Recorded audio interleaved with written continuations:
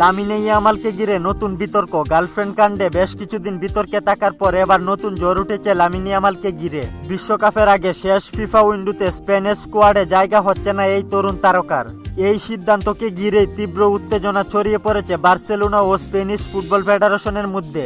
কারণ আসন্ন ফিফা উইন্ডোতে জর্জিয়া ও তুর্কির বিপক্ষে গুরুত্বপূর্ণ ম্যাচ রয়েছে স্পেনের, কিন্তু ইয়ামালকে সেই দলে রাখা যাচ্ছে না। বিতর্কের কারণ হচ্ছে ইয়ামালের রেডিও ফ্রিকোয়েন্সি ট্রিটমেন্ট ও তথ্য লুকানোকে কেন্দ্র করে। স্পেনিশ সংবাদ মাধ্যম মার্কায়ের রিপোর্ট অনুযায়ী বার্সেলোনা ইয়ামালের পায়ে রেডিও ফ্রিকোয়েন্সি ট্রিটমেন্ট করেছে। ডাক্তারদের পরামর্শ অনুযায়ী তাকে কমপক্ষে 7 থেকে 10 দিনের বিশ্রামে থাকতে হবে। কিন্তু সমস্যা হলো বার্সেলোনা এই চিকিৎসা নিয়ে স্পেনিশ ফেডারেশনকে কিছুই জানায়নি। এতেই ক্ষিপ্ত হয়েছেন স্পেনের coach Luis de la Fuente. তিনি সংবাদ মাধ্যমে জানান, আমি সত্যিই হতবাক, কিছুই জানতাম না, কোনো তথ্য পাইনি। হঠাৎ করেই জানানো হলো, এটা একদমই স্বাভাবিক নয়। এই ঘটনা ফুটবল মহলে নতুন প্রশ্ন তুলছে। বার্সেলোনা ও স্পেনিশ ফেডারেশনের সম্পর্ক কি ভাঙনের পথে? সাম্প্রতিক বছরগুলোতে ইনজুরি আর জাতীয় দলে খেলোয়াড় ছাড়ার বিষয় নিয়ে দুই পক্ষের মধ্যে একাধিকবার মতবিরোধ দেখা গেছে।